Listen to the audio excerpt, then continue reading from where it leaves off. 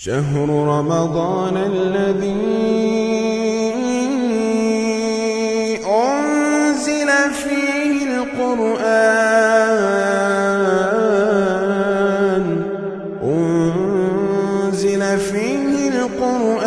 هدى للناس وبينات من الهدى والفرقان۔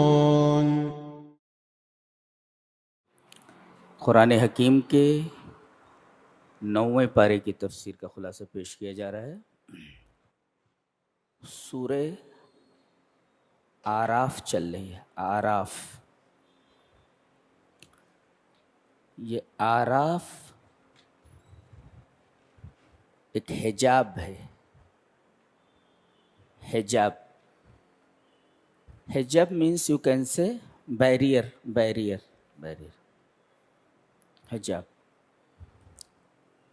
الحاجز بین الشیئین، دو چیزوں کے درمیان، چیز ادھر ہے ایک چیز ادھر ہے، اس کے درمیان ایک پردہ ہو، اس کو حجاب کہتے ہیں۔ الحجاب بین الشیئین، دو چیزوں کے درمیان پردے کو حجاب کہتے ہیں۔ یہ جو آراف ہے، اس کے بارے میں اللہ نے فرمایا کہ یہ جنت اور دوزخ کے درمیان ایک حجاب ہے، وہ بینہما حجاب، یعنی paradise this side and hell this side, جہنم اس طرف اور جنت اس طرف، بیچ میں یہ آراف ہے۔ یہ آراف عرف کی جمع ہے۔ عرف کا مطلب ہوتا ہے کوئی بلند جگہ، المرتفع من الارض، اونچی چیز۔ اسی وجہ سے عرف مرغے کی کلغی کو بولتے ہیں۔ مرغا ہے نا، مرغا، اس کی جو کلغی ہے، کلغی اوپر، اس کو عرف کہا جاتا ہے۔ عرف چونکہ یہ بلند ہوتی ہے، اس وجہ سے مرغے کی اس کلغی کو عرف کہا جاتا ہے، اس کی جمع ہے آراف۔ تو یہ جنت اور جہنم کے درمیان ایک بلند جگہ ہے۔ اس پر کچھ لوگ جو ویٹنگ میں ہیں ان کو روک دیا جائے گا۔ تساوت حسناتہم و سیئاتہم، اعمال کے موزون ہونے کے وقت جن کی نیکیاں اور برائیاں برابر ہو گئیں ان کو یہاں رکھا جائے گا۔ ویٹنگ میں ہے یہ جہنمیوں کو بھی دیکھ سکتے ہیں اور جنتیوں کو بھی دیکھ سکتے ہیں۔ جنتیوں کو دیکھیں گے تو کیا بولیں گے؟ سلام علیکم، سلام علیکم۔ اور جہنمیوں کو جب دیکھیں گے تو کہیں گے اے اللہ ان میں سے مت کرنا ہے ہمیں۔ تو یہ بلند جگہ پہ ہیں اور جنتیوں اور جہنمیوں دونوں کو دیکھتے ہیں۔ تو آراف کا مطلب خود اللہ نے بتایا، وہ بینہما حجاب، جنت اور جہنم کے درمیان ایک پردے کا نام الحجاب، الحاجز بین الشیئین، دو چیزوں کے درمیان پردے کو حجاب کہتے ہیں۔ یہ اونچی جگہ ہے جہاں سے جنت اور دوزخ دونوں نظر آ رہے ہیں۔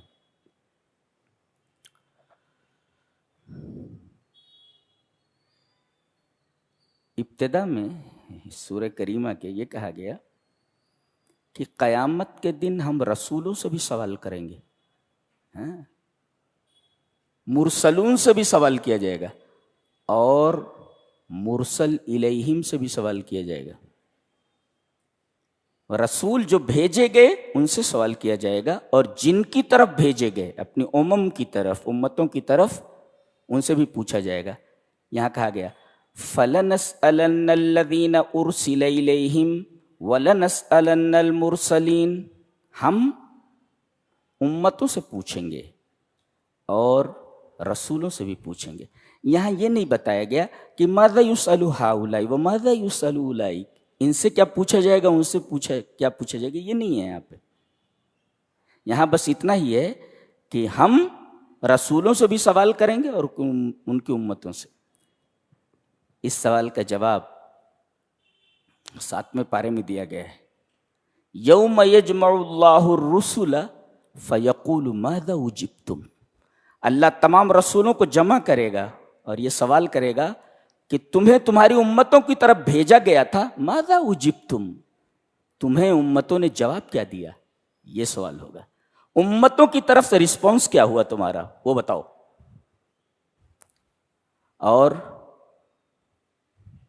امتیوں سے پوچھا جائے گا، ماذا اجبتم المرسلین، تم لوگوں نے مرسلین کو جواب کیا دیا؟ جی جی، تو یہاں تو مطلق ہے کہ ہم رسولوں سے بھی پوچھیں گے اور ان کی امتوں سے بھی پوچھیں گے، لیکن ماذا یسأل ہؤلاء وماذا یسأل اولئک، ان سے کیا پوچھا جائے گا، ان سے کیا پوچھا جائے گا، یہاں نہیں ہے۔ 7ویں پارے میں اس کا جواب دیا گیا ہے، یوم یجمع اللہ الرسل فیقول ماذا اجبتم، رسولوں کو بلا کر پوچھا جائے گا تمہیں جواب کیا دیا گیا، یہ بتاؤ۔ اور امتیوں سے پوچھا جائے گا، ماذا اجبتم المرسلین، ہم نے رسولوں کو بھیجا تھا، تم نے جواب کیا دیا؟ اللہ اکبر، جواب دے۔ ایک حیرت انگیز بات، اس کتاب سے مجھے بے انتہا محبت ہے، بے انتہا۔ میں ایک ایک چیز پر غور کرتا رہتا ہوں، ایک بڑی عجیب بات مجھے نظر آئی مطالعے کے وقت، آپ تک پہنچاتا ہوں، ایک حیرت انگیز بات ہے۔ الگ ترتیب یہاں سورہ اعراف میں 5 رسولوں کا تذکرہ کیا گیا ہے، نوح، ہود، صالح، لوط، شعیب، الگ ترتیب 5 انبیاء کرام کا تذکرہ ہے۔ اور عجیب بات یہ ہے کہ جو نبی بھی اپنی قوم کے سامنے آتا ہے تو پہلی دعوت یہی پیش کرتا ہے، کیا؟ یا قوم اعبدوا اللہ ما لکم من الہ غیرہ، یہ پہلی دعوت ہے کہ اے میری قوم تم اللہ ہی کی عبادت کرو، کیوں؟ اس لیے کہ اس کے علاوہ تمہارا کوئی معبود ہے ہی نہیں۔ چاروں انبیاء کرام نے سب سے پہلے اپنی امتوں کے سامنے دعوت توحید رکھی، لیکن میں چونک گیا یہ دیکھ کر کے کہ حضرت لوط علیہ السلام نے اپنی قوم کے سامنے یہ دعوت نہیں رکھی ہے۔ دیکھیے کہیں نہیں ہے یہاں پہ، بہت تلاش کیا میں نے، اس سوال کا جواب مجھے مل نہیں رہا تھا کہ ایسا کیوں ہے کہ ہر نبی اپنی قوم کے سامنے پہلے دعوت توحید رکھ رہا ہے، اور دعوت توحید سے وہ اپنی دعوت کا آغاز کر رہے ہیں، لیکن یہ واحد نبی ہے، کون؟ لوط، یہ دعوت توحید سے اپنی بات نہیں شروع کر رہا ہے۔ کیا بول رہا ہے؟ وَلُوطًا اِذْ قَالَ لِقَوْمِهِ، لوط نے جب اپنی قوم سے کہا اَتَأْتُونَ الْفَاحِشَةَ مَا سَبَقَكُمْ بِهَا مِنْ أَحَدٍ مِنَ الْعَالَمِينَ، تم لوگ ایسی گندی حرکت کرتے ہو جو گندی حرکت اس سے پہلے دنیا میں کسی نے کیا ہی نہیں۔ ما سبقکم بہا احد من العالمین، دنیا میں کسی نے یہ گندی حرکت کی ہی نہیں۔ اب یہ چونکنے والی بات تو ہے ہی، تفسیروں کو کھنگال ڈالا میں نے، جو بھی متداول اویلیبل، جواب نہیں مل رہا تھا، لیکن کوئی چیز تلاش کرو صدق دل سے تو مل ہی جاتی ہے۔ ایک مفسر نے اس کا جواب لکھا ہے اور حیرت انگیز جواب ہے۔ وہ یہ بتا رہا ہے، ایک مثال دیتا ہے، مثال یہ ہے کہ ایک آدمی کا روڈ ایکسیڈنٹ ہو گیا ہے، اسے جب اٹھایا گیا تو اس کے بدن سے بے تحاشا خون بہہ رہا ہے۔ اب اسے جب ہاسپٹل منتقل کیا گیا، اب سوال یہ ہے کہ ڈاکٹر پہلے کیا کرے گا، اور یہ آلریڈی یہ مریض کینسر کے لاسٹ اسٹیج پر ہے جس کا حادثہ ہوا ہے۔ یہ آدمی جس کا حادثہ ہوا ہے یہ کینسر جیسے موذی مرض میں مبتلا ہے اور لاسٹ اسٹیج پر ہے، لیکن ایکسیڈنٹ کے وقت جب اس کو اٹھایا گیا تو اس کے بدن سے بے تحاشا خون بہ رہا ہے. اب جب اس کو ہاسپٹل منتقل کیا گیا تو بائی نیچر ڈاکٹر پہلے کیا کرے گا؟ کینسر کا علاج کرے گا کہ خون روکے گا؟ ایقاف نزیف. ایقاف نزیف، بہتے ہوئے خون کو روکے گا وہ، نہ کہ کینسر کا علاج کرتے بیٹھے گا. تو ان کو ایکسیڈنٹ ہو گیا تھا، ان کا نہیں، ان کی فطرت کا. اللہ نے انسان کو فطرت پر پیدا کیا ہے، فطرت سیدھی ہے.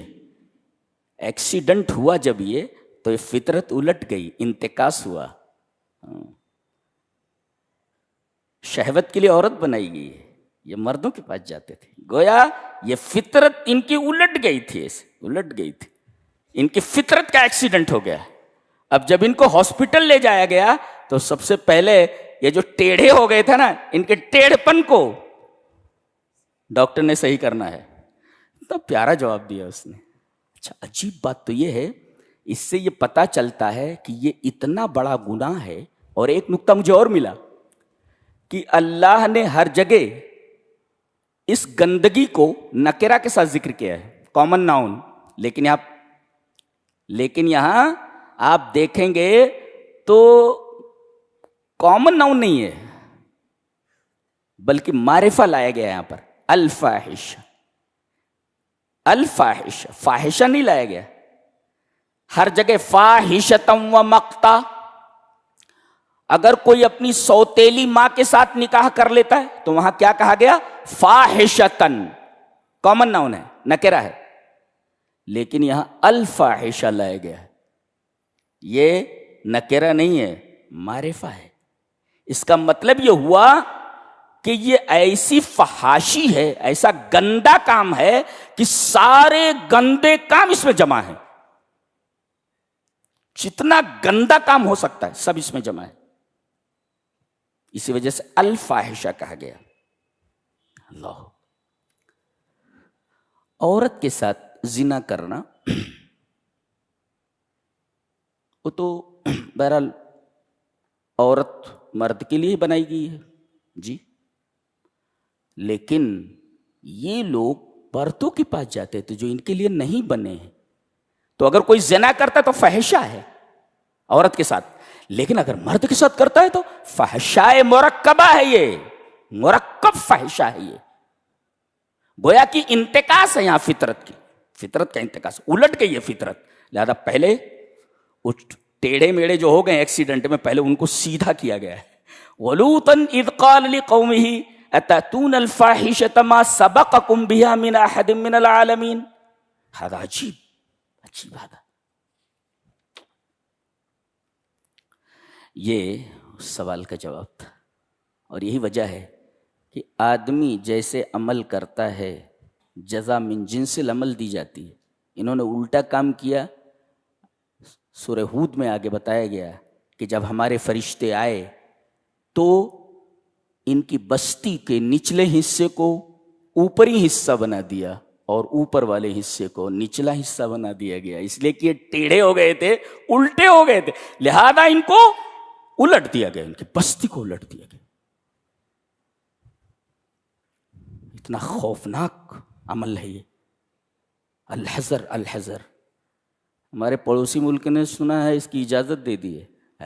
اسلامی ملک ہے. کائے کا اسلامی ملک ہے؟ کائے کا اسلامی ملک ہے؟ اسلام اسی کو کہتے ہیں.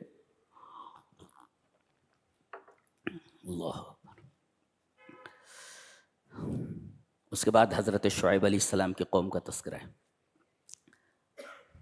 ان کی قوم کفر تو کرتی ہی تھی، ایک بڑے خطرناک مرض میں مبتلا تھی. کون سا خطرناک مرض تھا؟ پیسے پورے لینا، تول کم دینا. حضرت شعیب علیہ السلام نے ان کی اس حرکت کے اوپر تنقید کی. کہا کہ اللہ کا دیا تمہارے پاس سب کچھ ہے، ایسا کیوں کرتے ہو، کیوں کرتے ہو؟ اور انہوں نے اپنی مثال پیش کی کہ دیکھو میں بھی مال و دولت میں تم سے کم نہیں ہوں. مولوی کو بھی پیسے والا ہونا چاہیے، ہاں، تاکہ کھل کر کے بول سکے میں ہوں جی.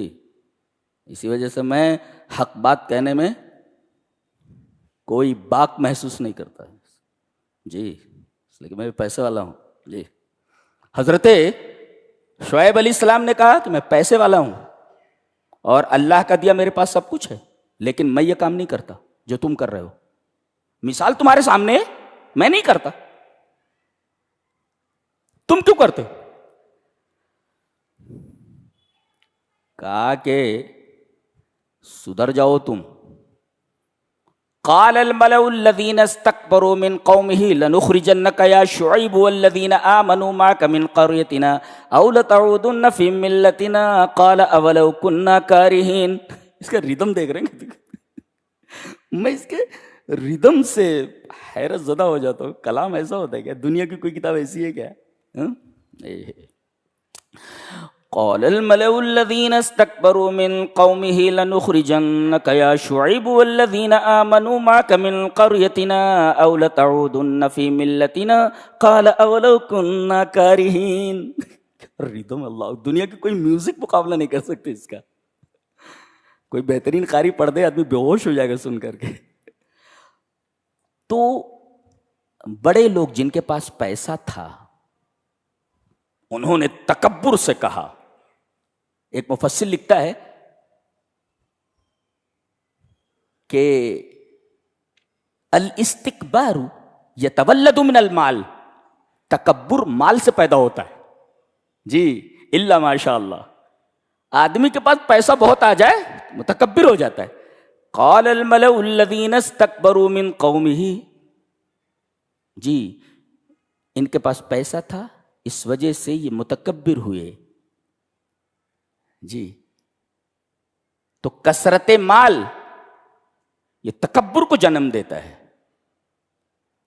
اور اس تکبر کی وجہ سے انہوں نے کہا کہ اے شعیب اور تمہارے ماننے والے، تم کو ہم اپنی بستی سے نکال باہر کریں گے، او لتعودن فی ملتنا، یا تم ہماری ملت میں ہمارے مذہب میں واپس آ جاؤ۔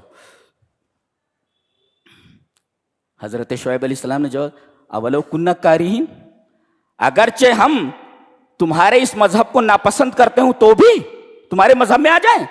یہ تو جبر ہوا، اور ایمان اور یقین کے معاملے میں جبر کی کیا حیثیت ہو سکتی ہے؟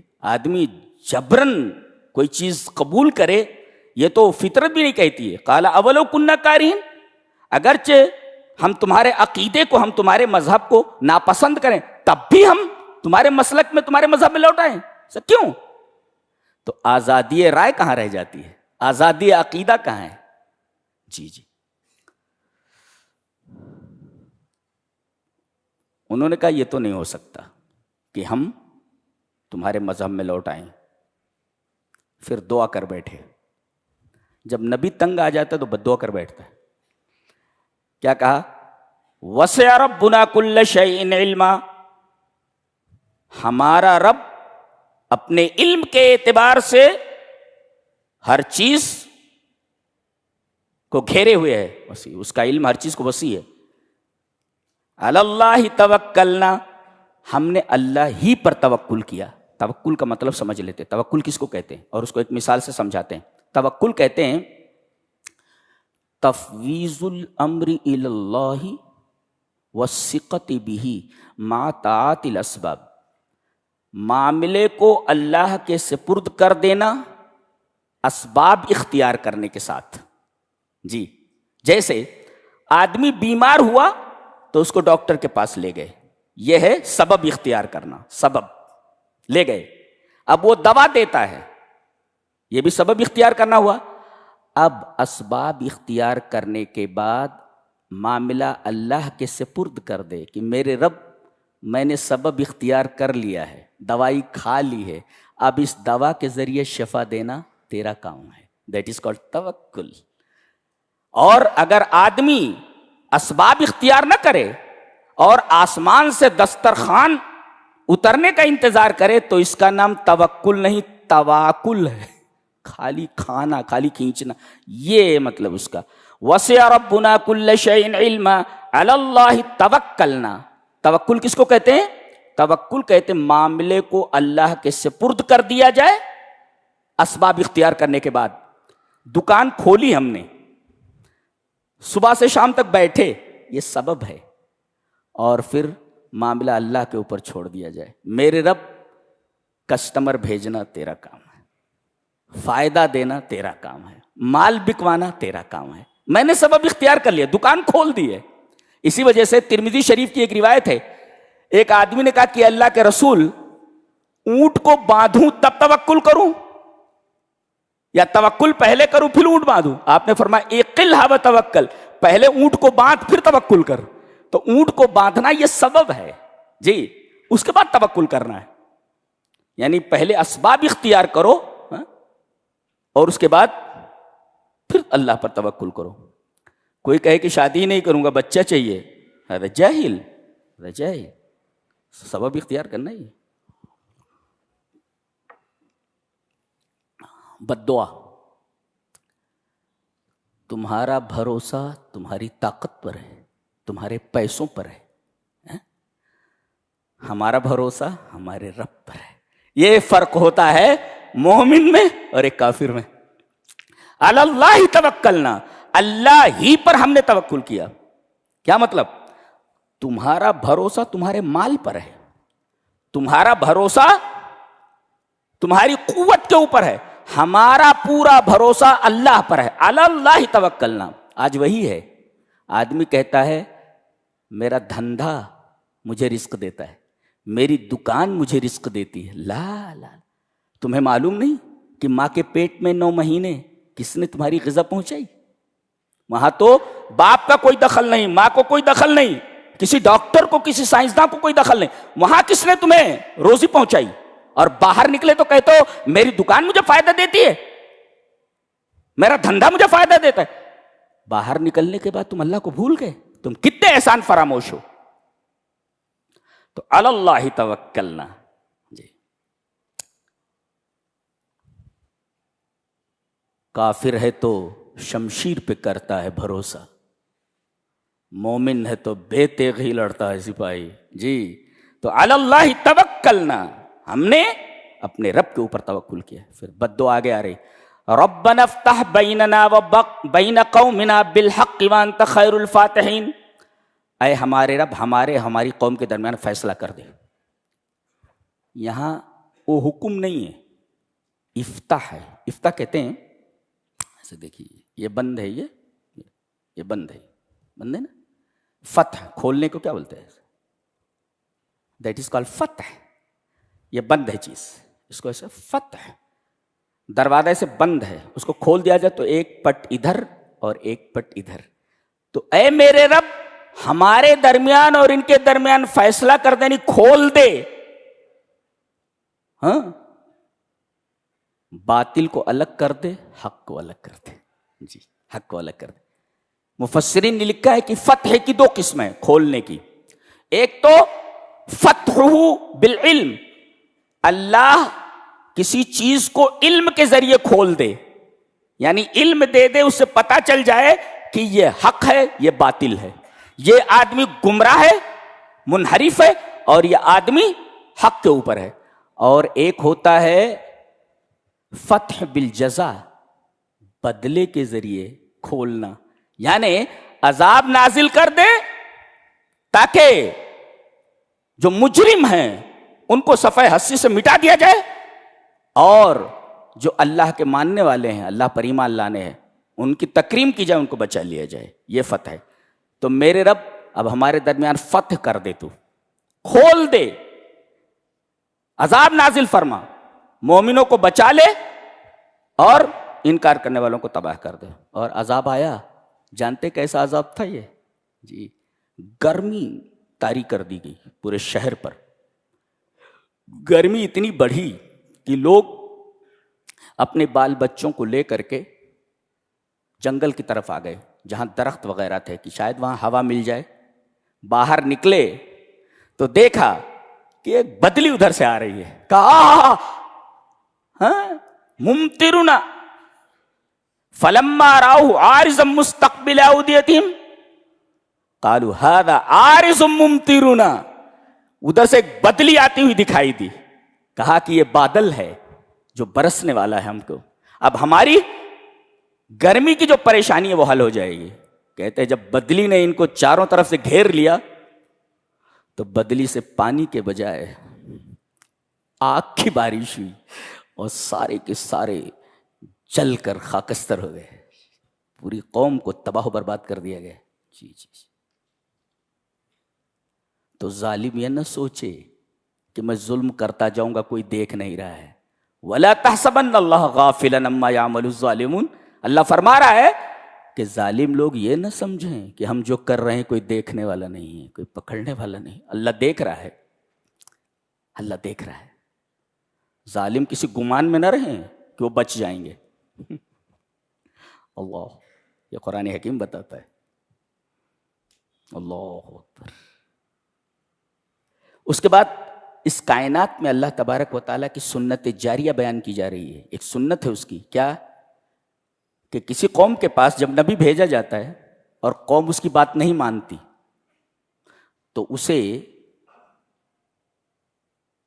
روزی کی تنگی میں اور طرح طرح کی مصیبتوں میں مبتلا کر دیا جاتا ہے. روزی تنگ کر دی جاتی ہے, مہنگائی بڑھ جاتی ہے, بارش نہیں ہوتی, قحط پڑ جاتا ہے. اس کے بعد بھی جب نہیں مانتے, یعنی گویا کہ عذاب جب آتا ہے تو اس لیے آتا ہے تاکہ لوگ سدھر جائیں. اور نقطہ یہ بھی معلوم ہوا کہ جب کوئی مصیبت آتی ہے تو مصیبت بھی رحمت ہوتی ہے. اس مصیبت کے نازل کرنے کا مقصد یہ ہوتا ہے کہ آدمی پلٹے, اپنی کتاب زندگی کے اوپر نظر کرے کہ کون کون سے صفحات سفید ہیں, کون کون سے کالے ہو چکے ہیں. تو اللہ انہیں تنگی میں مبتلا کرتا ہے, جی, بدحالی میں مبتلا کر دیتا ہے. نہیں مانتے تو عذاب نازل نہیں کرتا پہلے, اس کے بعد خوشحالی بھیج دیتا ہے. ہو خوب بارش ہو رہی ہے, خوب فصل اگ رہی ہے, خوب پیسے مل رہے ہیں, تو لوگ کہنے لگتے ہیں ارے پہلے پریشانی آئی اور ابھی آسانی آئی. وہ غم تھا, یہ خوشی, کبھی خوشی کبھی غم, یہ تو ہوتا رہتا ہے. یہ تقلبات ہیں زمانے کے, یہ زمانے کے اندر ہوتا رہتا ہے.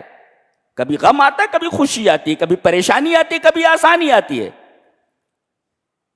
اور پھر یہ مستی میں رہتے ہیں اور اچانک عذاب آ جاتا ہے.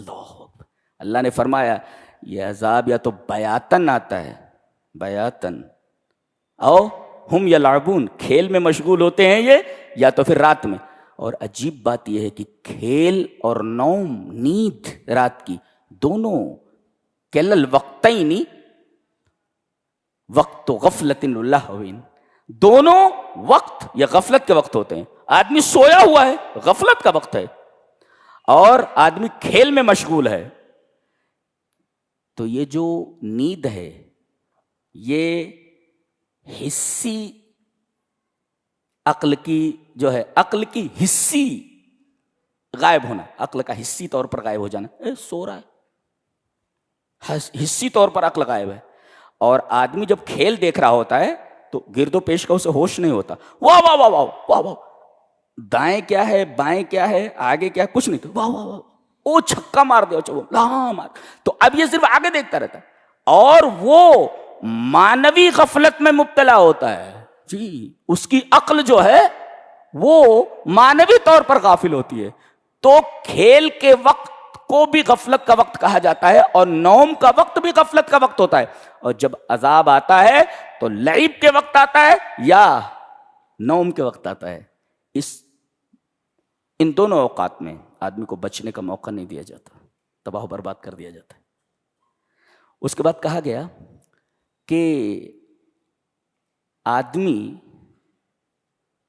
تقوی اختیار کرے ایمان کے ساتھ تو ہم آسمان اور زمین سے برکتوں کے دروازے کھول دیتے ہیں. اس کا مطلب کہ اگر آدمی گناہ کرتا ہے تو یہ گناہ نزول عذاب کا سبب ہے, اور اگر آدمی ایمان اور تقوی کے اوپر قائم رہتا ہے تو ایمان اور تقوی کے اوپر قائم رہنا یہ آسمان اور زمین سے برکتوں کے آنے کا سبب ہے. جی, وہی فرمایا گیا وَلَوْ أَنَّ أَهْلَ الْقُرَىٰ آمَنُوا وَاتَّقَوْا لَفَتَحْنَا عَلَيْهِمْ بَرَكَاتٍ مِّنَ السَّمَاءِ وَالْأَرْضِ وَلَٰكِن كَذَّبُوا فَأَخَذْنَاهُمْ بِمَا كَانُوا يَكْسِبُونَ. اگر یہ بستیوں والے ایمان لاتے اور تقوی اختیار کرتے تو ہم ان کے اوپر آسمان سے اور زمین سے برکتوں کے دروازے کھول دیتے. جی جی. ایمان اور تقوی یہ سبب ہیں نزول برکت کے، اور گناہ اور کفر یہ سب سبب ہیں نزول عذاب کے. سرکشی سبب ہے، تمرد سبب ہے نزول عذاب کا. اس کے بعد ایک قانون بتایا گیا، ہم ان کے دلوں پر اور ان کے کانوں پر مہر لگا دیتے. اب آدمی یہ کہہ سکتا ہے کہ کانوں پر مہر لگ گئی اور دلوں پر مہر لگا دیا گیا، تو اس میں ہماری کیا خطا ہے؟ اگر ہم حق کو قبول نہ کر سکے تو ارے ٹھپا لگا دیا گیا، اب ہم ایمان نہیں لا رہے اور ہم سن نہیں رہے، تو اس میں ہماری کیا خطا ہے؟ اللہ فرماتا ہے یہ جو مہر لگائی گئی ہے یہ تمہاری حرکتوں کی وجہ سے. پہلے تمہیں تنبیہ کی گئی، وارننگ دی گئی، تم نے وارننگ کے اوپر دھیان نہیں دیا، تمہیں باتیں یاد دلائی گئیں، تذکر کے اسباب بھیجے گئے، تم نے نصیحت حاصل نہیں کی، کتابیں بھیجی گئیں، رسول بھیجے گئے. اب بتائیے تمہیں سیدھے راستے پر لانے کے لیے اتنے سارے طریقے اختیار کیے گئے، پھر بھی تم جاگے نہیں، تو دنیا کی ہر عدالت کا جج یہی فیصلہ کرے گا کہ ایسے لوگوں کے اوپر یہ سزا نافذ کی جائے کہ ان کے دل کے اوپر مہر لگا دی جائے. سنتے ہی نہیں ہے، تو کانوں پر مہر لگا دی گئی تاکہ سن کر کے دل تک بات نہ پہنچے. نقطہ یہ ملا کہ کان کا تعلق دل سے ہے، اسی وجہ سے شور شرابہ زیادہ نہیں کرنا چاہیے، اس لیے کہ شور شرابے سے آدمی کا دل متاثر ہوتا ہے. اور یہی ہے کہ جنت میں شور نہیں ہے. جی جنت میں شور نہیں ہے، حدیث خدیجۃ الکبریٰ میں ہے. جی جنت میں شور نہیں ہے، اس لیے کہ کان کا تعلق دائر قلب سے، دل سے، دل متاثر ہوتا ہے. اس وجہ سے آپ دیکھیں پوش ایریاز میں لکھا ہوتا ہے یہاں اتنے ڈیسیبل سے زیادہ آپ ہارن کی آواز بڑھا نہیں سکتے، آپ اتنے ڈیسیبل تک رکھیے، یہاں ہارن نہیں بجا سکتا، نو ہارن پلیز، یہاں ہارن نہیں بجا سکتے آپ. کیوں؟ اس لیے کہ پوش لوگ رہتے ہیں. ہمارے یہاں تو کوئی پوش ہے نہیں، بھڑ بھڑ بھڑ بھڑ بھڑ کرتے رہتے، معلوم ہوتا ہے کہ فیشن وہ باپ نے لے کر کے دے دیا ہے. تو وہی کہا گیا کذالک یطبع اللہ علی قلوب الکافرین. جی اسی طرح اللہ تبارک و تعالیٰ ان کے کفر کی وجہ سے ان کے دلوں کے اوپر مہر لگا دیتا ہے. آگے فرعون اس کے درباری بیٹھے ہوئے ہیں، حضرت موسیٰ علیہ السلام کا مقابلہ ہے فرعون کے جادوگروں سے. حضرت موسیٰ کہہ لے پہلے تم ڈال رہے ہو کہ ہم ڈالیں؟ انہوں نے پہلے اپنی رسیاں وغیرہ ڈالی، لکڑیاں وغیرہ ڈالی، وہ سانپ بن کر کے ان کی طرف بڑھنے لگی. حضرت موسیٰ علیہ السلام ڈر گئے، اللہ نے فرمایا لاٹھی ڈال اپنی جو تیرے ہاتھ میں ہے. انہوں نے لاٹھی ڈالی، وہ اژدہا بن گئی اور اس کے بعد ان کے سارے تام جھام کو کھا گئی. جادوگروں نے سمجھ لیا کہ ہم لوگوں نے جو ڈالا تھا وہ فیک ہے، وہ سب وہ صرف آنکھوں کو نظر آ رہا، آنکھیں میسمرائزڈ ہیں، لیکن موسیٰ نے جو ڈالا ہے حقیقت میں اژدہا ہے. ہماری لکڑیاں اور ہماری رسیاں سانپ دکھائی دے رہی ہیں، سانپ ہے نہیں، لیکن یہ جو لاٹھی ڈالی گئی حقیقت میں سانپ ہے. یہ اللہ حقیقت میں سانپ ہے. اور فَأُلْقِيَ السَّحَرَةُ ساجدین، پہلے سجدے میں گرے پھر ایمان لائے. اللہ اکبر. فَأُلْقِيَ السَّحَرَةُ ساجدین قَالُوا آمَنَّا بِرَبِّ الْعَالَمِينَ. رب موسیٰ و ہارون، انہوں نے سجدے میں گر کر کے سب سے پہلے کہا کہ ہم رب العالمین پر ایمان لائے. پھر کیوں کہا رب موسیٰ و ہارون، موسیٰ اور ہارون کے رب پر؟ ارے وہ تو کہتا تھا نا میں رب ہوں، انا ربکم الاعلی. کون کہتا تھا؟ فرعون. تو آگے رب موسیٰ و ہارون کہنے کی وجہ یہ کہیں یہ بدماش نہ سمجھ لے کہ رب العالمین میں ہی ہوں موسیٰ، اور یہ جادوگر ہم کو رب العالمین کہہ رہے ہیں. جادوگروں نے کہا کہ تم رب العالمین کہاں ہو؟ ہم رب العالمین کس کو مان رہے ہیں؟ جو موسیٰ اور ہارون کا رب ہے. قالوا آمنا برب العالمین. یہاں ایک مفسر نے بڑی شاندار بات لکھی ہے. حقیقت جان کر کے حق واضح ہو جانے کے بعد انہوں نے دیر نہیں کی، کوئی دیر نہیں کی، تعقیب کے لیے آتا ہے، فوراً ہی سجدے میں گر گئے. مفسر لکھتا ہے طووا السحرۃ طووا تاریخہم المظلم بسجدۃ. تمام جادوگروں نے اپنی پوری تاریخ زندگی کی تاریخ کو ایک سجدے میں لپیٹ دیا. انہوں نے اللہ کتنا شاندار تبصرہ ہے معلوم ہے. پوری زندگی کے گناہ ہیں، ایک سجدے نے تمام گناہوں کو ختم کر دیا ہے. یہ ہے سجدے کی حیثیت. اللہ اسی وجہ سے اللہ فرماتا ہے وسجد وقترب، سجدے میں چلے جاؤ، سب سے زیادہ قریب ہو جاتے ہو میرے تم. فَأُلْقِيَ السَّحَرَةُ ساجدین. انہوں نے زبان سے کہنے کے بجائے پہلے عمل کیا ہے. انہوں نے کیا؟ سجدے میں گر گئے. فرعون بہت پریشانی ہے، تو معاملہ الٹا ہو گیا. کہا کہ ہاتھ داہنا کاٹوں گا، بایاں پیر کاٹ دوں گا. یعنی خلاف سے تمہارے ہاتھ پیر کاٹ دوں گا. جانتے ہیں موت سامنے ناچ رہی ہے، کیا کہہ رہے ہیں؟ دیکھو دعا دیکھو ان کی. ربنا افرغ علینا صبرا وتوفنا مسلمین. اے ہمارے رب ہمارے اوپر صبر اڈیل دے. صبر اڈیل دینے کا مطلب یہ ہے سب جمیع ما فی لینا، برتن کے اندر جو کچھ ہے وہ پورا اڈیل دیا جائے. اس لیے کہ یہاں ٹارچر انتہا درجے تک ہے. یعنی ہاتھ کاٹا جا رہا ہے، پیر کاٹا جا رہا ہے، زندہ آدمی کو کاٹا جا رہا ہے. ظاہر ہے کہ یہاں صبر کی نہیں بلکہ افراغ صبر کی ضرورت ہے. صبر اڈیل دیا جائے. وہ ٹارچر کو بھی سمجھ رہے ہیں کہ کتنا خطرناک قسم کا ٹارچر ہے. رب سے دعا کر رہے ہیں ربنا افرغ علینا صبر، صبر کو ہمارے اوپر اڈیل دے کہ ہم صبر سے نہا جائیں. اور یہ ظاہر کر رہے ہیں ہمیں دنیا سے کوئی دلچسپی نہیں، دنیا سے کوئی دلچسپی نہیں، اور تمہاری اس دھمکیوں کی ہم کوئی پرواہ نہیں کرتے. I don't care, we don't care. تمہاری دھمکیوں سے ہم نہیں ڈرتے، اور ہمیں دنیا سے کوئی دلچسپی نہیں ہے. دنیا سے کوئی دلچسپی نہیں، اور تمہاری دھمکیوں سے ہم بالکل ڈرنے والے نہیں ہیں. دو، اور تیسرے ہم چاہتے ہیں کہ آخرت میں ہمیں جہنم سے نجات مل جائے. یہ مقصود ہے ہمارا، یہ مقصود ہے. تو جان جاتی ہے جان. مسئلہ یہ نہیں ہے کہ جان، مسئلہ یہ نہیں ہے کہ جان کیسے بچائی جائے، مسئلہ یہ ہے کہ ایمان کیسے بچایا جائے. اصل یہ ربنا افرغ علینا صبرا وتوفنا مسلمین. ہمارے رب ہم مسلمان ہو کر مرنا چاہ رہے، وفات دے تو ہم کو مسلمان ہو کر کے. اللہ اکبر. یہ ہمارے لیے اسوہ ہیں، یہ نمونہ ہے ہمارے لیے. اور پتہ چلتا ہے کہ ایمان کی کیا قدر و قیمت ہے. یہ ایسا نشہ ہے جسے دنیا کی کوئی ترشی نہیں اتار سکتی. اللہ. اس کے بعد حضرت موسیٰ علیہ السلام کا ایک بیان ہے. موسیٰ علیہ السلام اپنی قوم سے کہتے ہیں 2 کام کرو تو تم کو 3 چیزیں ملیں گی. 2 کام پر 3 چیزیں. کیا؟ استعینوا باللہ، ہر کام میں اللہ سے مدد مانگو. 1 وصبروا، اور دوسرے صبر کرو. استعانت باللہ اور صبر، اللہ سے مدد اور صبر، یہ دونوں چیزیں اگر تمہارے پاس ہیں تو ان الارض یورثها من یشاء من عبادہ، اللہ تعالیٰ تمہیں زمین میں تمکین عطا کرے گا.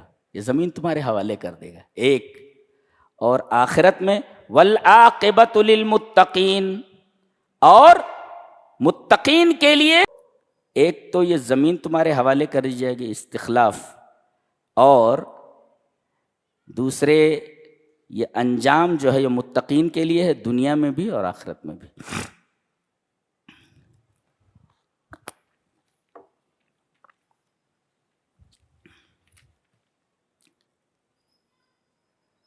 اس کے بعد ایک حیرت انگیز بات کہی جا رہی ہے کہ دنیا میں پوری ہیومن ہسٹری میں، پوری انسانی تاریخ میں 3 ہی قسم کے لوگ گزرے ہیں. کہیں بھی دیکھ لو، کسی معاشرے میں دیکھ لو، کسی ملک میں دیکھ لو، کسی جگہ دیکھ لو، انسانوں کے 3 ہی قسمیں ہیں: اطاعت، سکتت، اسط. یہ 3 ہی ہوتے ہیں. ایمان لانے والے، انکار کرنے والے، اور چپ رہنے والے. یہ جو چپ رہنے والے ہوتے ہیں یہ نگیٹو پہلو کے اوپر ڈٹے رہتے ہیں، یہ بولتے نہیں، ان کے پیچھے دنیا ہوتی ہے. اگر ہم نے کچھ بول دیا تو شرمندگی اٹھانی پڑ سکتی ہے، اگر ہم نے کچھ بول دیا تو ہمارے خاندان والے ہم سے الگ ہو جائیں گے. یا لاپرواہ ہوتے ہیں، یہ لاپرواہی کی وجہ سے یہ بولتے نہیں، خاموش رہتے. اللہ تبارک و تعالیٰ نے ایک بستی کا تذکرہ کیا ہے، وَاسْأَلْهُمْ عَنِ الْقَرْيَةِ الَّتِي كَانَتْ حَاضِرَةَ الْبَحْرِ، کہ ایک بستی کے بارے میں ان سے سوال کیجئے. کن سے؟ یہودیوں سے، کہ ان کو پتا ہے یہ بستی کہاں ہے. یہ حاضرۃ البحر علی شاطئ البحر، سمندر کے کنارے تھی. یہ کہاں ہے؟ یہ تور اور مدین کے درمیان ایک بستی ہے، بالکل ساحل سمندر پر. تور اور مدین، اس کے درمیان وہ بستی ہے جس کا نام ایلا ہے. اسی بستی کا تذکرہ ہو رہا ہے. یہاں لوگ مچھلی سمندر سے پکڑتے، بیچتے اور بڑے عیش و آرام کے ساتھ رہتے. پوری معیشت کا دار و مدار ان کا مچھلیوں کی تجارت اور مچھلیوں کے شکار پر تھا. اللہ تعالیٰ نے ان کے اوپر حکم بھیجا کہ ٹھیک ہے، تم 6 دن تک مچھلیوں کا شکار کرو، لیکن یوم السبت، سنیچر کے دن مچھلیوں کا شکار کرنا ممنوع ہے. کچھ دن تک تو انہوں نے عمل کیا. اللہ تبارک و تعالیٰ نے ان کو آزمایا. 6 دن جاتے تو مچھلیوں کا پتہ نہیں رہتا، اور جب یوم السبت کے دن جاتے، یوم السبت کو جاتے سنیچر کے دن، تو مچھلیاں ساحل سمندر کو بڑی بڑی لوٹتی رہتی ہے ایسے. اب دیکھ کر کے منہ میں پانی بھر آتا ہے ان کے، اتنی بڑی بڑی مچھلیاں. 6 دن تو پتہ نہیں رہتا، اب اس کے بعد یہ سنیچر کے دن نظر آ رہی ہیں. ان کا ایمان ڈگمگا گیا، ایمان ڈگمگا گیا. آزمائش میں فیل ہو گئے، ناکام ہو گئے. انہوں نے کیا کیا؟ پہلے ہیلا اختیار کیا کہ سمندر سے وہ گڈھا کھود کر کے، نہر بنا کر کے ایک گڈھا بنا دیتے تھے. جب مچھلیاں ساحل سمندر پر آتی تو ان کے نالوں سے ہو کر کے گڈھے میں آ جاتی. یہ کیا کرتے؟ سنیچر کے دن کے واپسی کا راستہ بند کر دیتے تھے. لیکن مچھلیاں نہیں پکڑتے تھے سنیچر کے دن، اتوار کے دن پکڑتے تھے. اب نیک لوگوں نے ڈانٹا، کہا کہ یہ کیا کر رہے ہو؟ کہا کہ ہم سنیچر کے دن مچھلیاں کہاں پکڑ رہے؟ کہا کہ ہیلا اختیار کر رہے ہو. اگر تم راستہ بند نہ کرو تو یہ مچھلیاں واپس چلی جائیں. تم نے راستہ بند کر دیا تو یہ سنیچر کے دن ہی شکار کرنا ہوا. اللہ کے قوانین کو ہیلوں کے ذریعے استہزاء اس کی مت کرو. اللہ تبارک و تعالیٰ کے قوانین کا اس طرح مذاق مت اڑاؤ. اور یہ اللہ کے قانون کا چہرہ بگاڑنا ہے. ہیلا کر کے کسی حرام چیز کو حلال کرنا قانون کا چہرہ بگاڑنا ہے نا. اللہ تبارک و تعالیٰ نے ان کے اوپر عذاب نازل فرمایا. ایک دن یہ لوگ باہر نہیں نکلے. جو نیک لوگ تھے انہوں نے دیکھا کہ کیا بات ہے، آج شکار کے لیے نہیں نکلے. دروازہ جب کھولا گیا تو بندر نکل رہے، بندر اور سور نکل رہے سب. کونوا قردۃ خاسئین، ذلیل بندر بن جاؤ. بندر بن گئے سب. یعنی انہوں نے اللہ کے قانون کا چہرہ بگاڑا تھا، اللہ نے ان کے چہرے بگاڑ دیے، ان کے چہرے بگاڑ دیے. یہ اس بستی میں 3 قسم کے لوگ ہو گئے تھے. ایک نکیر کرنے والے، کیا کر رہے ہو، یہ غلط ہے. یہ برابر وہ ٹوکتے رہے کہ یہ اللہ کے حکم کی خلاف ورزی ہے. یہ ہے اطاعت، انہوں نے اللہ کی اطاعت کی. اور جن لوگوں نے شکار کرنا شروع کر دیا تھا تو اسط، انکار کرنے والے. یہ اطاعت کرنے والے، یہ انکار کرنے والے. اطاعت اور اسط. اور بیچ میں کچھ لوگ تھے وہ خاموش تھے، وہ سکتت، کچھ بولتے ہی نہیں تھے، کچھ بولتے ہی نہیں تھے. جب اللہ کا عذاب آیا تو اللہ نے بتایا کہ جن لوگوں نے نافرمانی کی تھی، فرقۃ اسط، تو ان کو تو بندر بنا دیا گیا. اور جن لوگوں نے روکا تھا اس برائی سے، ہم نے ان کو بچا لیا. وَأَنجَيْنَا الَّذِينَ يَنْهَوْنَ عَنِ السُّوءِ، ہم نے عذاب سے ان لوگوں کو بچا لیا جو برائی پر نکیر کرتے تھے. یہ بیچ والے جو تھے سقطت، ان کا انجام نہیں بتایا گیا، ان کا انجام نہیں بتایا گیا.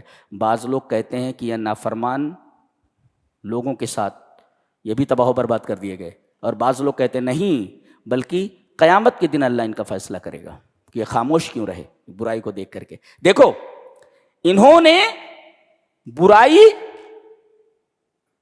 زبردستی نہیں روکی، یعنی یہ برائی کو روکنے پر قادر نہیں ہو سکے. لیکن لم یسکتوا، لیکن خاموش بھی نہیں رہے. آدمی اگر طاقت سے کسی چیز کو، کسی برائی کو ختم نہ کر سکے تو کم سے کم بولے. ساکت نہیں رہنا چاہیے، خاموش نہیں رہنا چاہیے. یہ جو بیچ والی قوم ہے، یہ سکتت، یہ بہت خوفناک ہے۔ اب دیکھو، اس سے پہلے جو واقعہ بیان کیا گیا، سامنے موت ہے، مگر تمام کے تمام جادوگروں نے اپنے موقف کو متعین کر لیا کہ ہم حق کے ساتھ ہیں، اب جو کچھ ہونا ہو جائے۔ انہوں نے اپنا موقف متعین نہیں کیا، اپنا اسٹینڈ واضح نہیں کیا کہ ہم کن کے ساتھ ہیں، حق والوں کے ساتھ ہیں کہ نافرمانوں کے ساتھ ہیں۔ یہ جو سلبی پہلو ہوتا ہے نا، یہ کسی بھی سوسائٹی کے لیے بہت ہی نقصان دہ ہوتا ہے جی۔ اسی وجہ سے اس سورہ کریمہ کا نام آراف ہے۔ جنت جہنم بیچ بیچ کی جگہ جو ویٹنگ میں ہے وہ آراف ہے۔ دیکھ رہے ہیں آپ اس سورہ کریمہ کا ان واقعات سے نسبت کیا ہے جی۔ اپنا موقف متعین کرو، جنت میں جانا ہے کہ جہنم میں جانا ہے، بیچ بیچ میں لٹکے ہوئے ہیں۔ آراف وبینہما حجاب الحاجز بین الشیئین۔ تو یہ جو سکتت ہیں، یہ اپنا موقف متعین نہیں کرتے۔ اپنا موقف متعین کرنا چاہیے کہ آپ حق کے ساتھ ہیں، کھل جائیے، یا باطل کے ساتھ ہیں، اعلانیہ آپ بتائیے کہ آپ حق کے ساتھ ہیں یا باطل کے ساتھ ہیں۔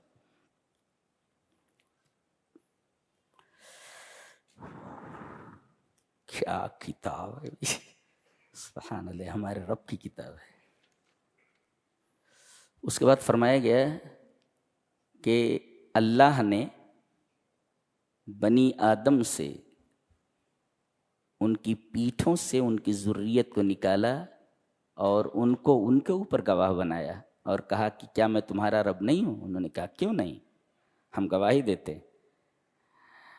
اور ہم نے ایسا اس وجہ سے کیا کہ کل قیامت کے دن تم یہ نہ کہہ سکو کہ ہم غافل تھے، یا ہمارے آبا و اجداد شرک پر تھے، ہم آبا و اجداد کے طریقے پر چلتے ہوئے شرک کر بیٹھے تو ہماری کیا غلطی تھی جی، وہ بتایا گیا۔ وَإِذْ أَخَذَ رَبُّكَ مِنْ بَنِي آدَمَ مِنْ ظُهُورِهِمْ ذُرِّيَّتَهُمْ وَأَشْهَدَهُمْ عَلَىٰ أَنفُسِهِمْ أَلَسْتُ بِرَبِّكُمْ قَالُوا بَلَىٰ شَهِدْنَا أَن تَقُولُوا يَوْمَ الْقِيَامَةِ إِنَّا كُنَّا عَنْ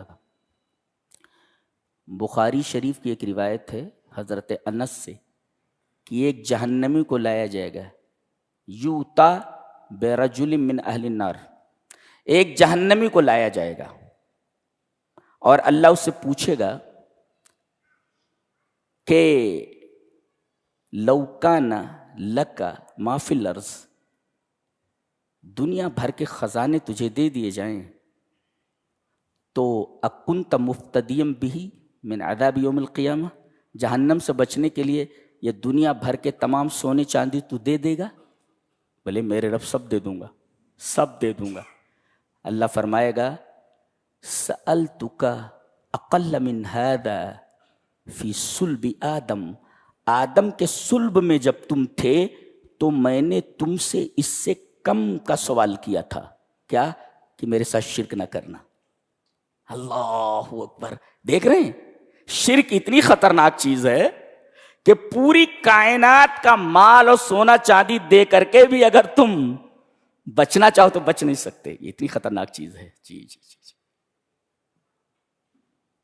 اللہ فرمائے گا اس سے کم کا سوال کیا تھا، کہاں؟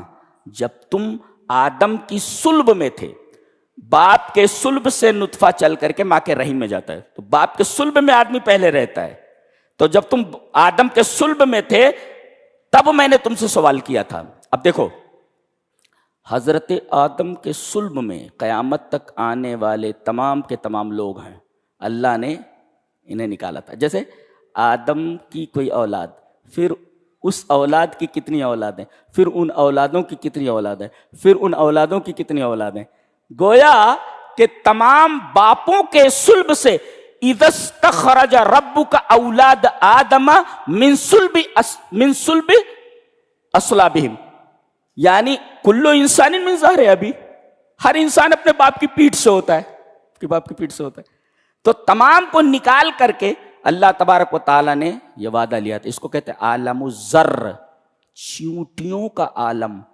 اللہ نے چیونٹیوں کی طرح ان سب کو نکال لیا تھا، اور اس کے بعد ان سب سے شعور دے کر کے یہ سوال کیا تھا کیا میں تمہارا رب نہیں ہوں؟ تمام لوگوں نے کہا تھا بلا، آپ ہمارے رب ہیں جی۔ ایک سوال آپ یہاں کر سکتے ہیں کہ کیا ایک وقت میں کسی انسان کی پشت سے قیامت تک آنے والے تمام لوگوں کو نکالنا ممکن ہے؟ استخراج ممکن ہے، هذا ممکن، پاسبلٹیز. کیسے؟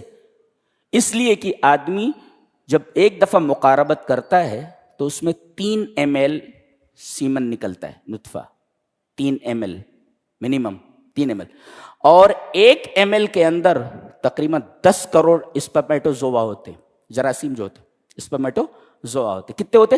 10 کروڑ. اس کا مطلب 3 ml کے اندر 10 کیا 30 کروڑ خالی 3 ml کے اندر ہیں. اللہ اکبر جی، 30 کروڑ انسان ایک دفعے میں، ایک دفعے کی بات ہے. لہذا ایک آدمی سے قیامت تک آنے والے انسانوں کا ایک ساتھ نکال لیا جائے نا، it is possible, not impossible. جی تو نکال لیا اللہ تعالیٰ، اور سب کو ایک دوسرے اشہد بعضهم بعضا، بعض کو بعض کے اوپر گواہ. دیکھو یہ صحیح بول رہا ہے نا، کہہ رہا ہے نا کہ آپ ہمارے رب ہیں، دیکھو گواہ رہے نا، تم گواہ رہے نا، گواہ رہے نا، گواہ. اشہد بعضهم علی بعض، بعض کو بعض کے اوپر گواہ دیں. اور یہ کہا تاکہ قیامت کے دن انہیں کہہ سکو کہ ہم اس چیز سے غافل تھے. اب ایک سوال آپ اور بھی کر سکتے ہیں کہ ہم نے وہ وعدہ کیا تھا لیکن ہم بھول چکے ہیں، ہمیں یاد نہیں ہے. کب ہم سے وعدہ لیا گیا تو ہم کو یاد ہی نہیں ہے. جواب اس کا یہ کہ بہت ساری چیزیں ہیں، بہت ساری چیزیں ہماری زندگی میں آتی ہیں، لوگ کہتے ہیں لیکن ہمیں یاد نہیں رہتا. جی تو کوئی یاد کراتا، اچھا اچھا اچھا. اسی وجہ سے وہ جو عہد الست میں وعدہ کیا گیا تھا، تم سے وعدہ لیا گیا تھا، وہ اگرچہ تم بھول چکے ہو لیکن کتابیں آتی رہیں تذکیر کے لیے کہ وہ جو وعدہ کیا ہو نا، یہ دیکھو یہاں کتاب میں لکھا ہوا ہے. جی جی جی، لہذا بچ نہیں سکتے تم. اچھا، شرک کے بارے میں تقلید نہیں چلتی. جی عقیدے میں تقلید نہیں چلتی کہ باپ دادا شرک کرتے آ رہے تو ہم بھی کریں گے. عقیدے میں تقلید نہیں چلتی. او تقولوا انما شرک آباؤنا من قبل، ہمارے آبا و اجداد نے اس سے پہلے شرک کیا تو ہم انہی کے راستے پر چل پڑے تو ہماری کیا خطا ہے. لا لا لا لا، عقیدے میں تقلید نہیں چلتی. جی ایسا ہے.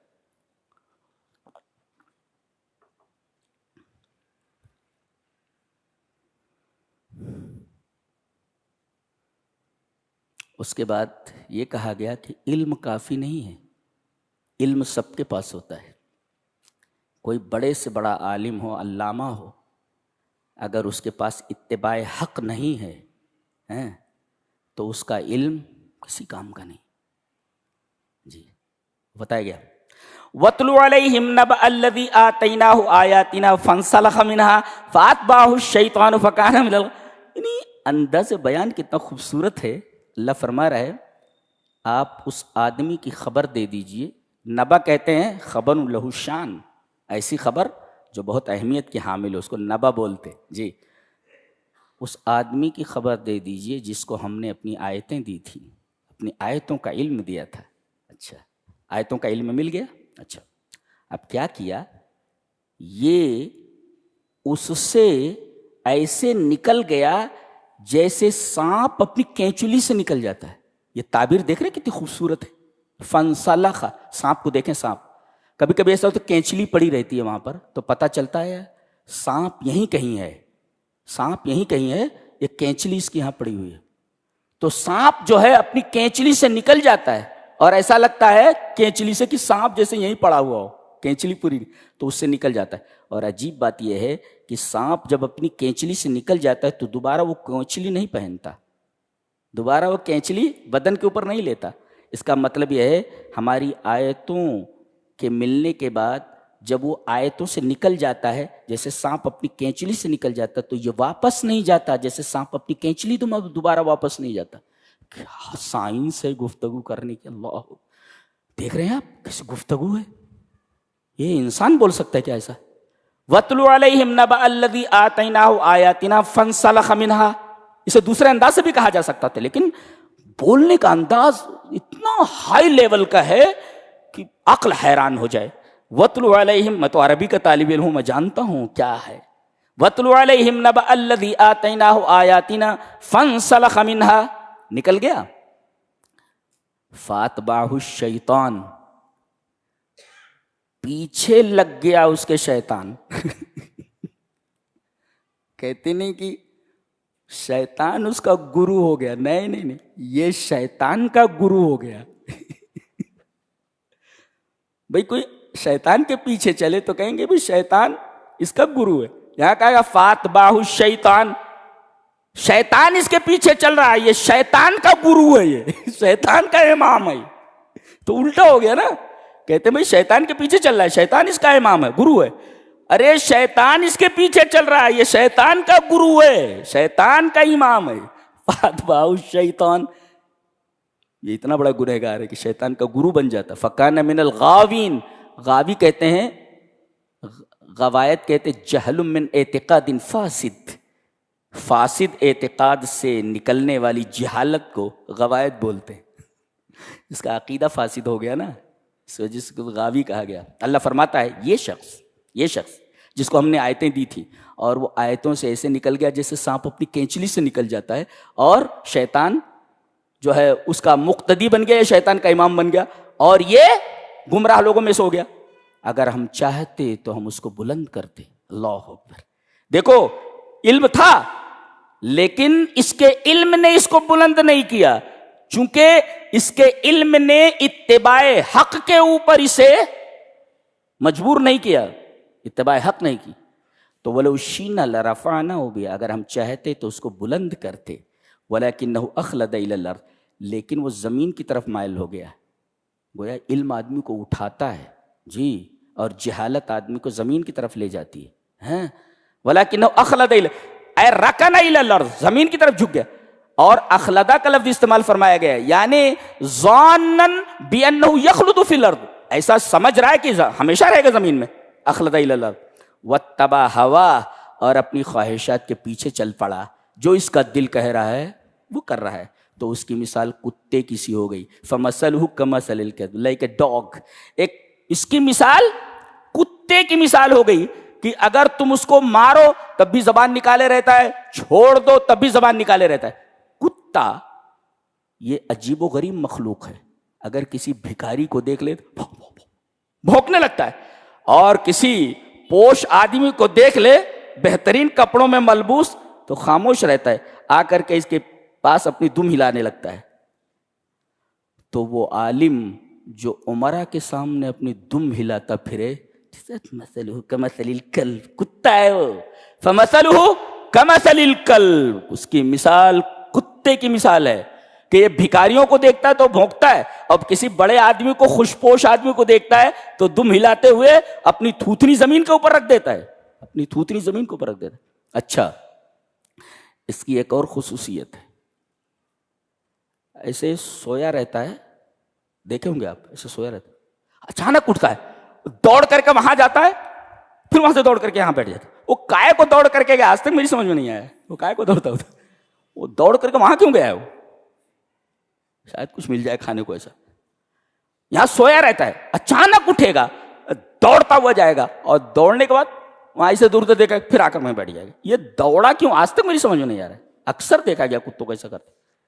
ایک حرکت اس کی یہ، اور تیسرے یہ واحد جانور ہے کہ آدمی جب ہانپتا ہے یا کوئی جانور تو پیاس سے ہانپتا ہے یا تھکن کی وجہ سے ہانپتا ہے. یہ تھکا ہوا نہیں رہتا، پیٹ بھرا ہوا رہتا ہے، تب بھی یہ زبان نکالے رہتا ہے، اتنا حریص ہے. اچھا، اور اس کی پوری تگ و دو کا محور اس کا پیٹ ہے، اس کی سوچ اس کے پیٹ سے آگے نہیں جاتی. تو جس کی سوچ پیٹ سے آگے نہ جائے کتا ہوتا ہے. وہ بہت سارے لوگ ایسے ہیں کہ ان کی سوچ صرف اور صرف دکان تک ہے، صرف اور صرف مکان تک ہے، صرف اور صرف پیسوں تک ہے. These are like dogs، یہ کتوں کی طرح ہیں یہ، کہ ان کی تگ و دو کا محور صرف اور صرف پیسہ ہے، صرف اور صرف پیٹ. جیسے کتے کی ساری تگ و دو کا محور صرف پیٹ، اس کی سوچ اس کے پیٹ سے آگے نہیں جاتی. فَمَثَلُهُ كَمَثَلِ الْكَلْبِ، کیا مثالیں ہیں، آدمی متنفر ہو جائے مثال دیکھ کر کے. یہ اس کی ایک اور خصوصیت ہے، یہ سونگتا کدھر ہے؟ ایک ہی جگہ سونگتا ہے خالی. کتوں کے بارے میں پڑھو، میں نے بہت پڑھا ہے اس کے بارے میں، اس کے بارے میں بہت پڑھا ہے، اس لیے کہ جب کوئی چیز آتی ہے تو پڑھتا بہت ہوں اس کے بارے میں. یہ مثال کس کی ہے؟ آگے فرمایا گیا ذَلِكَ مَثَلُ الْقَوْمِ الَّذِينَ كَذَّبُوا بِآيَاتِنَا، یہ ان لوگوں کی مثال ہے کہ ہم علم دیتے ہیں، علم کے مطابق عمل نہیں کرتے. یہ وہ ہیں جن کو ہم آیتیں دیتے ہیں لیکن آیتوں کو جھٹلاتے ہیں. یہ ان کی مثال ہے. ان کی زندگی کا پورا محور صرف اور صرف پیٹ اور پیسہ ہے. بتاؤ اگر انسانی زندگی کے محور صرف پیٹ اور پیسہ ہو جائے, پیٹ, تو کتے میں اور اس میں کیا فرق ہے؟ جی. اس کے بعد ایک آیت کریمہ اس پر بحث کرتے ہیں. الحمدللہ امام جعفر صادق رحمہ اللہ نے کہا کہ یہ آیت اتنی جامع ہے مکارم اخلاق کے تعلق سے, اخلاق کریمانہ, اخلاق عظیمہ کے بارے میں, اتنی جامع آیت پورے قرآن میں کہیں نہیں ہے. ہم لوگ جب کسی سے بات کرتے ہیں دین کے بارے میں, ارے مولانا صاحب چھوڑیے دین ان کی بات ہے, انسانیت کی بات کیجیے. کیا بولتے ہیں؟ انسانیت کی بات. سفیان ابن عیینہ سے پوچھا گیا کہ آپ نے قرآن حکیم سے ہر چیز مستنبط کی ہے, کوئی بھی مسئلہ آ جائے قرآن حکیم سے آپ مستنبط کرتے ہیں. بولے ہاں. کہا کہ فَأَيْنَ الْمُرُوَّةُ فِي الْقُرْآنِ, قرآن میں مروت کہاں ہے, جس کو ہم مروت بولتے, مروت کہاں ہے؟ کہا کہ یہی آیت ہے, یہی آیت. مروت یہ مرء سے بنا ہے, مرء مانے انسان, تو مروت مانے انسانیت. گویا کہ یہ آیت کریمہ پوری کی پوری انسانیت سے بحث کرتی ہے. جی. فَأَيْنَ الْمُرُوَّةُ, مرء مانے انسان, ہیومن, تو فَأَيْنَ الْمُرُوَّةُ فِي الْقُرْآنِ, کہا کہ یہی آیت ہے. کیا؟ اللہ اکبر.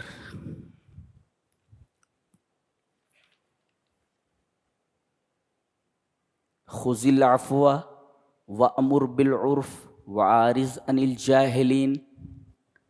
یہی ہے, یہی آیت ہے, یہی آیت ہے. سفیان ابن عیینہ نے کہا کہ یہی آیت ہے جس کے اندر مروت کا بیان ہے, انسانیت کا بیان ہے.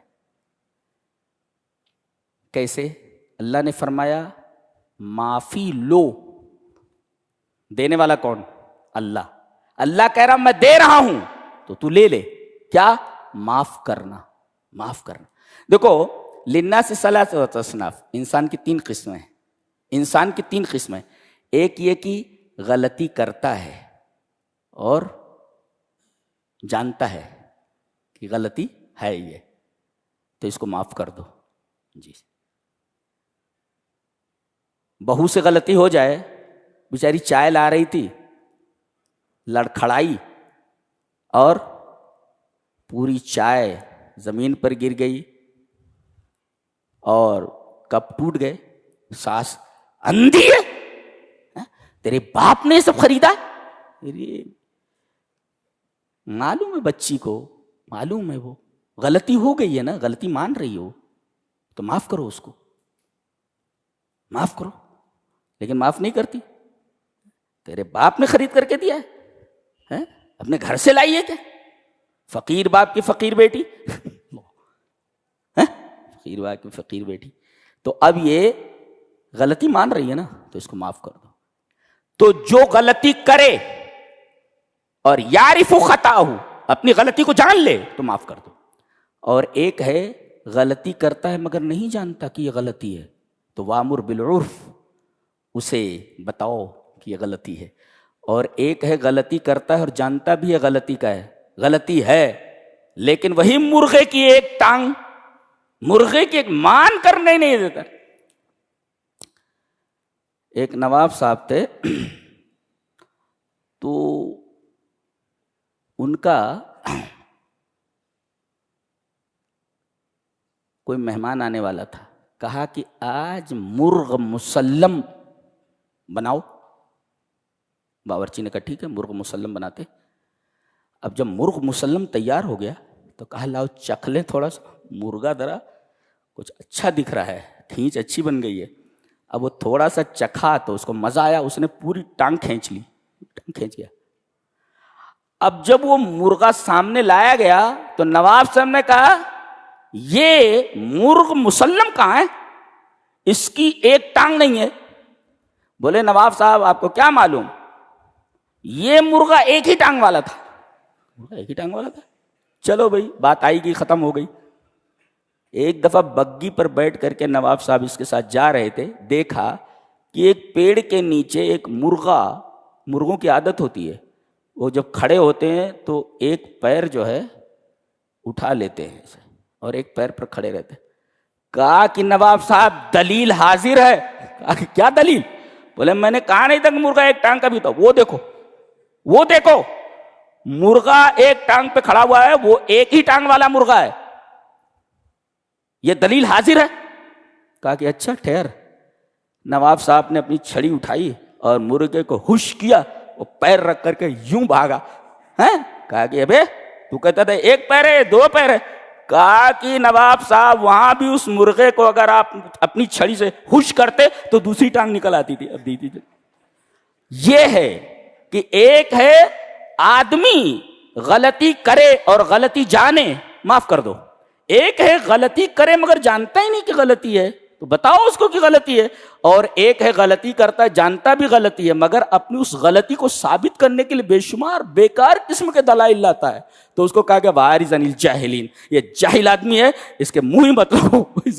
تو کہا گیا خُذِ الْعَفْوَ وَأَمُرْ بِالْعُرْفِ وَعَارِضَ عَنِ الْجَاهِلِينَ. جی غلطی کرنے کے بعد غلطی کو مان لے, معاف کر دو. غلطی کرنے کے بعد نہ جانے کہ یہ غلطی ہے تو وَأَمُرْ بِالْعُرْفِ, عرف کہتے ہیں جسے عادت عامہ, العادت العامہ, عام عادت ما عدم رد الشارع علیہ, کی شریعت نے رد نہ کیا ہو اور معاشرے کے درمیان وہ چیز اچھی ہو, اس کو کہتے عرف.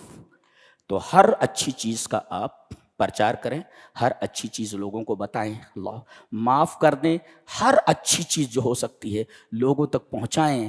اور جاہل لوگ آپ کے منہ لگیں تو ان کی طرف دھیان ہی مت دو. علامہ ابن قیم نے وَعَارِضَ عَنِ الْجَاهِلِينَ کی تفسیر کرتے ہوئے بتایا اذا سفہ علیک الجاہل فلا تقابلہ بالسفہ, اگر کوئی جاہل اپنی حماقت اور اپنی بے وقوفی کی وجہ سے تمہارے منہ لگے تو اس کے تم منہ مت لگو. دیٹ از کالڈ اعراض عن الجہالہ وعارض عن الجاہلین. یہ تھا 9ویں پارے کا خلاصہ. اللہ ہمیں نیک عمل اور اچھی سمجھ کی توفیق عطا فرمائے. وآخر دعوانا الحمدللہ رب العالمین.